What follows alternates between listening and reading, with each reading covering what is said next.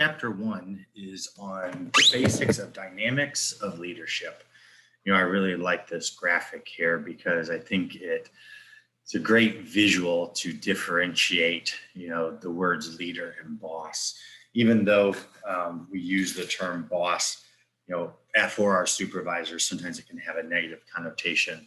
If you look at that first part of the picture where the leader is leading the charge as far as pulling the work along, or the second picture, the boss is instructing, I'll be nice, and saying as far as the employees to work. I think that's really a great visual way of showing kind of the dynamics when it comes to what we think about when it comes to our supervisors. Are they our leader, or are they our boss? Is it a combination? Kind of how does that work?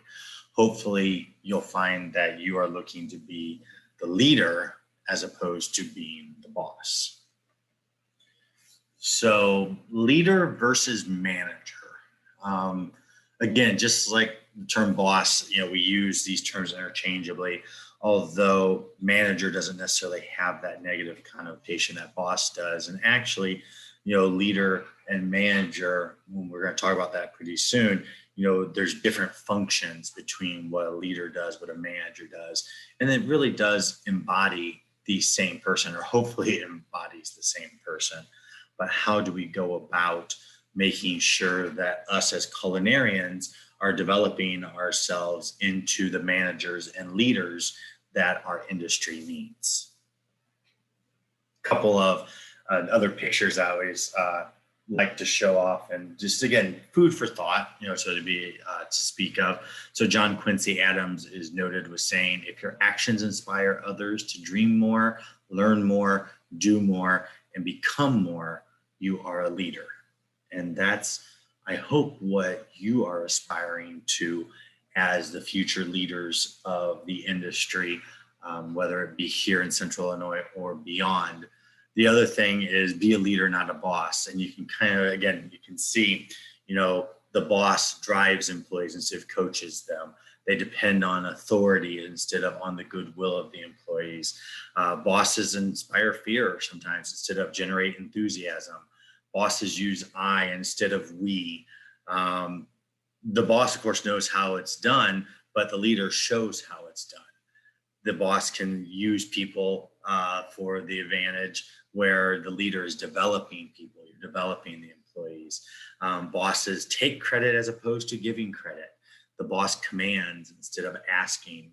The boss says go instead of saying let's go. So again, it's a mindset, it's a mentality. Remember, just because you are in charge, you are the hopefully leader among these many people that look up to you, to inspire them, to coach them, to help get those employees to be the best employee that they can be. And so it's that mindset that you find from leaders as opposed to bosses. So leader and manager, leadership and management, both things are needed in the workplace. I always joke that, being a chef is definitely much different than being a cook. Being a chef, you have to be a leader, you have to be a manager, and you have to manage people. There's a reason why you have it's all about personality folder that's in your module week 1. I want you to understand that not everybody works the same. Different people react different ways to different scenarios. As a leader, as a manager, as a chef, you need to understand that what works and what's motivating for one employee is not necessarily the best for another employee. And we look at that in education as well. There used to be the mindset that, the student adapted to the professor as far as how the professor taught. Nowadays, we look at, the professor adapts to the students and the way they learn best. And so we find that most professors use a combination of ways of interacting and of teaching. So it's the visual, like the PowerPoints that we're looking at. It's the audio, you listening to me lecture. When we get the opportunity, it's that hands-on, it's that, projects, it's that environment where you're actually putting into practice what we are talking about, because we have found that the students learn different ways and not all of them are the same. As a chef, you have to understand that not all of your employees are going to learn the same way, are going to react the same way to how you teach, to how you discipline, to how you interact with them. And so you need to have that under your belt and making sure you are ready to go to be able to react to that. Because if not, you're going to find, if you're just looking for the same people that have personalities that you have, you're going to have a tougher time trying to assemble that kitchen that you really want. But when you look at leadership and management, the leadership side of being a chef is what we do, why we do it. The management is how we're going to do it. So the leadership is more of that big thinking type of area. So what do we do? Why are we doing this type of thing? It's the what, the why. The management is the nitty gritty. That's the how we're going about doing it. For a lot of people that are leaders, they like the leadership side because it's that big thinking. It's that grandiose, how, this is what we need to do, why we're doing this. But then you get into the nitty gritty of it. You get into the paperwork, you get into the documentation, you get into the how, or the actual management of it. And that's where a lot of us as culinarians fall short, because we like the big thinking. We like the creative side of it. We don't really care as much for the documentation side. We don't care as much for the, oh my God, I've got to fill out these employee evaluations. Oh, I've got to put together this hiring package. I've got to do this, that, and the other thing, all that essential stuff behind the scenes that we have to do as managers of our establishments. But, it's a combination of both of those two that are going to help make you successful, whether it's in this industry, in the hospitality industry, or whatever industry you might fall into later down the road. The principles are all still the same. So what are qualities of a good leader? I think, looking at this list, there is really nothing that you're probably going to go, yeah, I don't necessarily agree with that. A good leader is going to provide direction. The employees need to know which way they're going. What's the direction they need to follow? They need to be consistent. They need to lead consistently. It's making sure that you are treating everybody the same. You have that consistent way to coach. You have that consistent way to discipline. You have that, you don't want people feeling that, somebody is, being treated better than I am, or that's the chef's favorite, because that makes it for a tougher working environment. The good leader should influence others positively, of course. There should be that positive influence, making you as an employee want to be better because of that positive influence that your manager or your chef has. The good leader is going to build teamwork. The old adage, there is no I in team. It's totally true, as cliche as it is. And especially in our kitchen, you can't do it alone. You need that team that's together to work well, to be able to run as that well-oiled machine. And you as the chef, your job is to build that team and to encourage that teamwork between your fellow employees. A good leader is a motivator. They need to be able to positively motivate others to do better. You get more with the carrot than you do the stick. The old adage goes, how do you go about motivating? Sometimes you need the stick as far as motivation. We'll talk about that in another chapter as far as discipline and stuff. But it's one of those, you want a boss that you look up to, that motivates you to want to do better, to want to be a better employee. And you as that leader, that's part of your job, is to make sure that your employees are feeling motivated and wanting to give that 110%.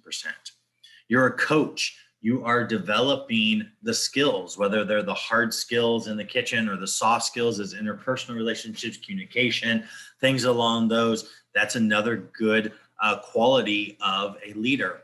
And the other thing too, and this is the hardest for most of us, is good leaders should be to champion change. You know, there is, if you do not change, you stay stagnant, you are going to die.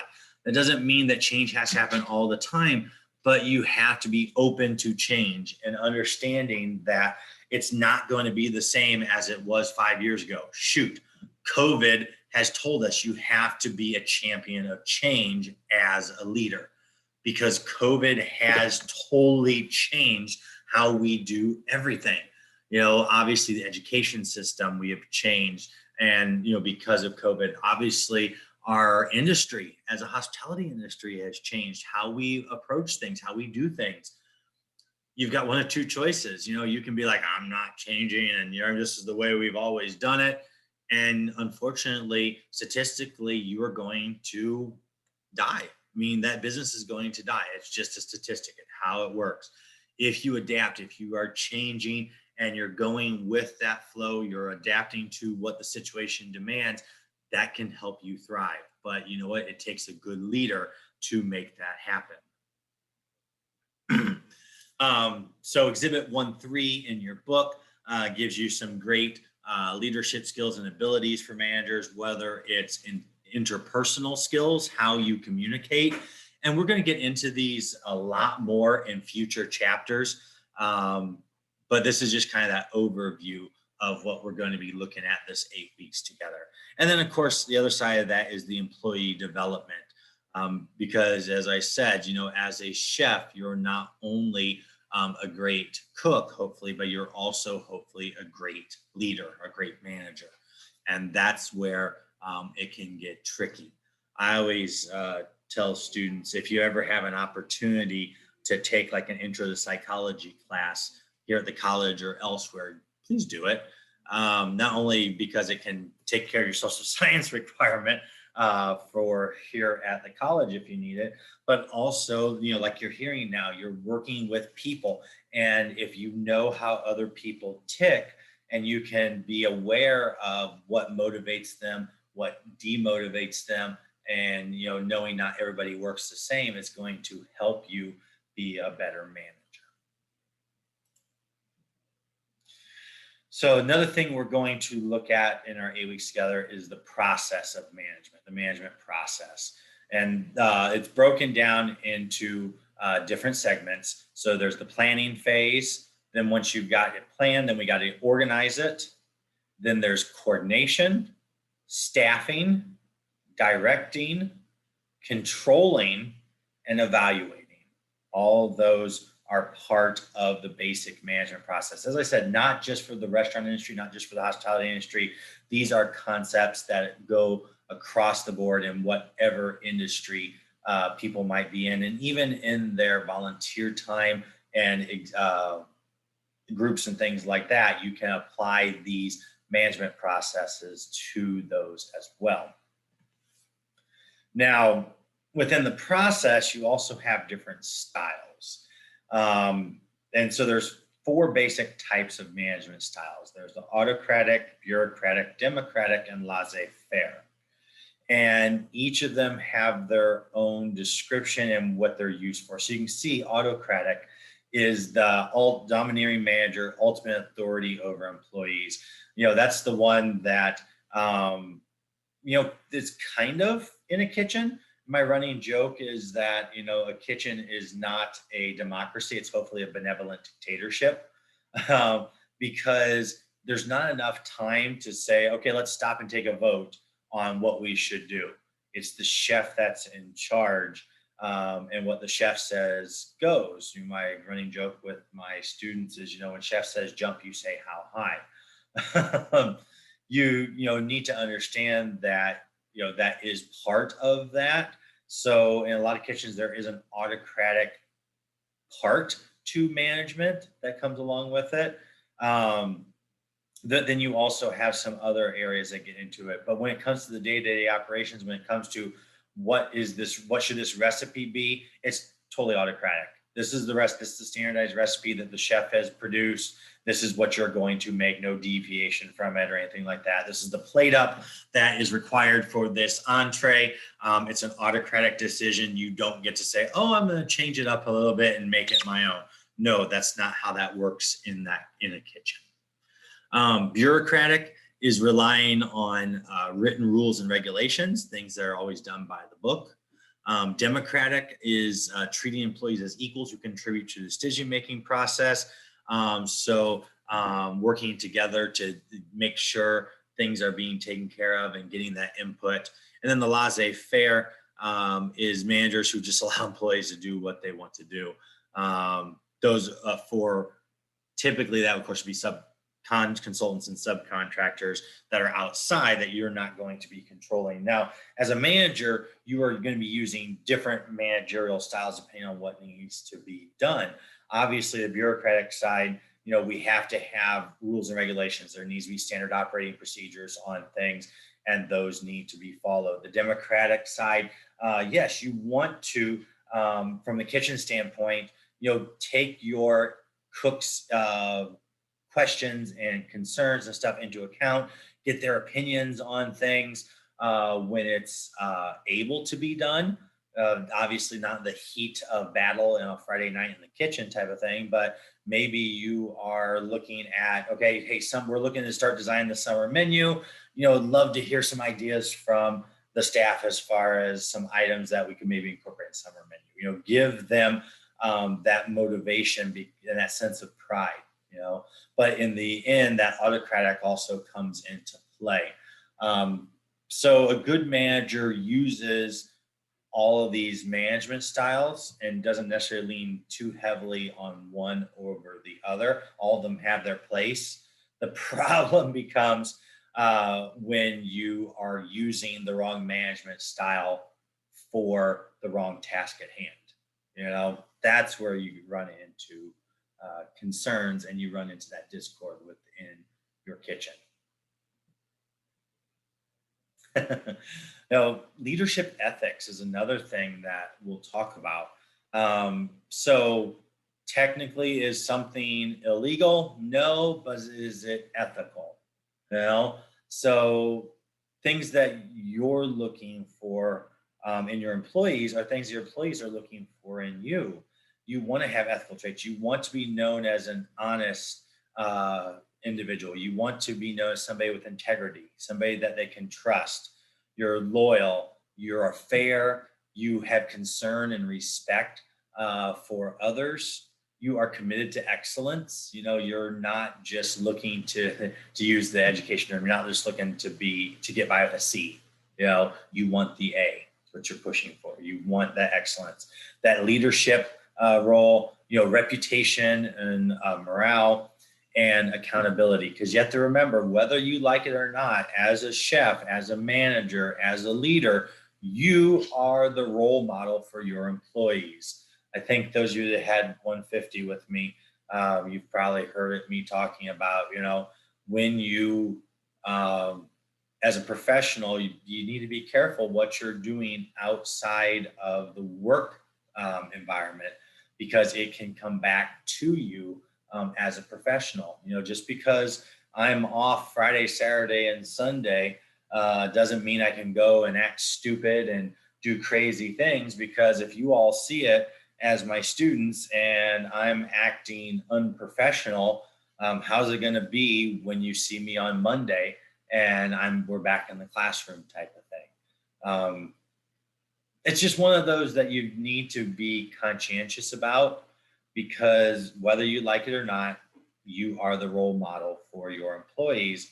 How do you want them to, what parts of you do you want to emulate?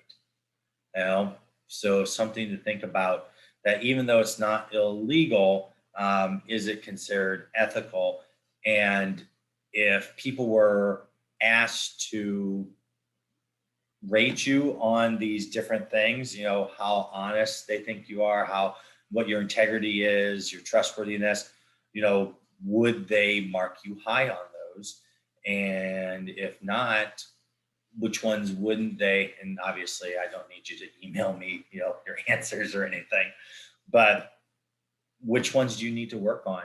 And how can you better yourself as a professional with some of these traits that you see here up on the screen?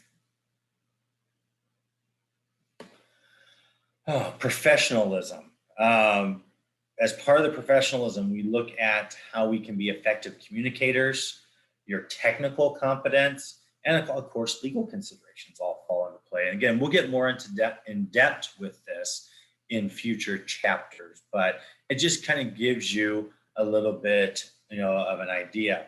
So some cool things I thought, and Exhibit 1.5 in your book has this: characteristics of professional restaurant and food service managers. So a positive attitude, pride in yourself and the work that you do. You should possess knowledge and skills required to be an expert in your profession. Be alert to the needs for ongoing education, training, and professional development. Remember, just because you end up getting a chef job doesn't mean you know everything. Far from it. You should constantly be trying to improve yourself as a professional through education, through training, through professional development. Any opportunity you have to better yourself as a culinarian, that's a great trait and characteristic to have. Contributing 110% to help the team meet its goals. Genuinely interested in serving customers. I think I tell my 150 students, our job is to do everything we legally can to make our customer happy. Welcome to the hospitality industry. If that is not your mindset, you're going to have a tough time in this business. We need to make sure that our goal is to genuinely make our customer happy, because that's our job. Know and constantly attain or succeed the quality and quantity standards of the organization. Effective communicating, respecting others in the organization. Even if you don't agree with somebody, that does not mean that you disrespect that person. We can still agree to disagree and have respect for each other and be professional. Helping employees find pride and joy in their work, following those high ethical standards, admitting mistakes and learning from them. We're all human. Again, I tell my 150 students, sometimes I forget to open up a lab or whatever the case may be. I am human, not just a chef. Chefs are human too. We do make mistakes. And we, the thing is you make a mistake. Yes, you made the mistake. Learn from it. Let's move forward. Let's not dwell on it. Let's improve ourselves. Let's improve and make things even better. Of course, appropriate personal hygiene and dress standards. And then, especially in our industry, got to have a bit of a sense of humor. Because if you don't laugh about it sometimes, you're going to cry about it or you're going to throw something. And that's not necessarily the best thing. Although, there is the running joke that, walk-in coolers and freezers are great scream therapy. So if you ever walk by a walk-in cooler at one point in time, you hear somebody yelling or screaming, chances are they're just doing some scream therapy in a place where maybe it's not as noticeable as if they did it in the middle of the cook line, or definitely not out in the middle of the dining room. But, a sense of humor in our industry is definitely a great thing to have, especially as a manager. What employees should expect from your employers. Obviously, fair pay for the work that's done, safe working conditions, training for the job standard, additional training to make sure performance is being maintained, training also that may allow them to be promoted or given more responsibility, working to ensure that employees are working well together, an explanation of all policies, rules, and regulations, and not the mom and dad explanation, because I said so. But, here's the reason why we have these policies in place, and a fair evaluation of their work. Again, all of these things we are going to talk about more in depth in the coming weeks within the different chapters within your book. Probably one of the toughest things when it comes to management, and why it's definitely put something here at the beginning in chapter 1, time management, stress management, and setting priorities. Looking at things such as delegating activities. So are you doing, delegation activities, fact-finding tasks? Are there detail work? Are they repetitive tasks? stand-in tasks or future job opportunities that can be not necessarily done by you, but that could be done by employees and then reported back, where you get the process and underneath the preparation, the planning, the implementation, and the assessment and the appreciation. You know, um, depending on your staff, will kind of say, where you can do different delegation from. Because, and I'm guilty of it myself. My running joke is, if I want it done right, do it myself. But again, I'm better than I used to be, in that, I have to rely on others, whether it be my fellow volunteers and the volunteer organizations I belong to, it's my coworkers, it's my family, whatever that case may be. There's only so much time in the day and only so many things that you can accomplish within that time. You have to be able to be decent at your time management, set your priorities, because if not, you're going to have that tougher time as far as that stress management is concerned. And what things can you delegate and who can you delegate them to? So, anything, yeah, you can see in the chart here, takes action without direct supervision. Those are those that you have the highest level of confidence. And then you see you're working your way down, takes actions and follow up with the manager, decides and proceeds, but yielding to the manager's advice, then deciding course of action, wait for approval, give recommendations with options, finds information, but the manager decides or waits to be told where there is no responsibility.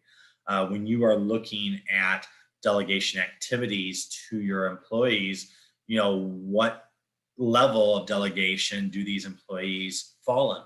And you're going to find that different employees have different levels of delegation that you are comfortable with.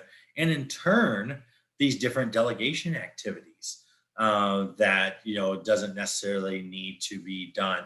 There's some things that you would be more comfortable with. Okay, something that's a repetitive task delegation, that's somebody that maybe you don't have as much confidence in as far as their delegation level, where more the fact finding or detail work you would give to somebody that you have a higher level of delegation. But again, it goes back to, you are only one person. You only have so many hours in the day. You have to sleep and all that fun stuff at some point or another. So there are going to be needs of delegating tasks to others within your organization. And as the manager, as the leader, you've got to determine who is going to get delegated to, what the task is, and then create the process for the preparation of it, how to plan it, the implementation, and then how you assess, and of course, in the end, appreciate the work that those have done in those processes. But again, we'll get more in depth into that in later chapters. Professional development, finishing up with chapter 1. Said earlier, a great manager is constantly learning. There is no, I know everything, I don't need to be learning anything else. There's constantly a learning cycle that you can do. And this is whether you're running kitchens, where you're just starting off in the kitchens, whether it's your first semester at ICC Culinary or your last semester or somewhere in between. Work on developing yourself as a professional. First and foremost, find yourself a mentor or mentors, those that you look up to in the industry that you want to learn from and that are excited to take you on. Because, I'll be honest, there are chefs that, are bosses, but they're not necessarily leaders. They're not in the process of necessarily mentoring people. So you've got to make sure you find that great connection that works with you and your mentor. Participate in any type of continuing education that you can find online, in person, through associations, different avenues through different organizations are some great ways to get into continuing education. Of course, networking within the industry, getting to know the chefs, cooks, and others in the area. Joining the local chefs association, joining the local hospitality association. We have both of those here in Central Illinois. We have the Heart of Illinois Professional Chefs Association, which is part of the American Culinary Federation. We also have the Heart of Illinois Hospitality Association, which is the local hospitality association for the hotels, restaurants, and the hospitality industry as a whole. Joining community organizations through the Chamber of Commerce and the Convention and Visitors Bureau, especially when you get up into that management area or you're a business owner and stuff, it's always a great idea to join those community organizations. And then, of course, joining your community groups and putting yourself out there, whether it's through like the local service organizations like Kiwanis or your Lions Club or what have you, being involved in different things throughout the community. For example, I'm live in the Pekin area, and this is my fourth year, I believe, on the Marigold Festival Committee. So I am, ironically, right, I do festive foods is where the part that they put me in. But, you know, I'm part of that community group and getting myself out there in the community, not only for my organization, but also for me as that individual. So if you have opportunities to join community groups, be a part of different committees and stuff, please, please, please think about that and, you know, do those if you have that ability to. You can see again through the chart here, you have internal and external things that can be done. See if there are professional development opportunities at your workplace through position experience, through training. You know, see if there's things that you can, you know, learn that maybe you haven't, that you become a more valuable asset to your employer. And then, of course, the external as far as, you know, of course, what you're doing now through post-secondary education, through the networking, through different associations, things like that are all going to be positive influences on your professional career. That is the end of chapter 1. Use this PowerPoint along with my lecture and reading chapter 1 to take care of chapter 1 module. That is we'll call it a quiz, I guess. It's an open book, open note, 10 multiple choice questions, I believe. You can take that module 3 times and it will record your highest score. But again, it's not timed or anything. So I encourage you to look at the first question and find it in the book, find it in the PowerPoint, and, you know, use that tool as a way for you to hopefully retain this information better. So that is chapter 1 for today, ladies and gentlemen.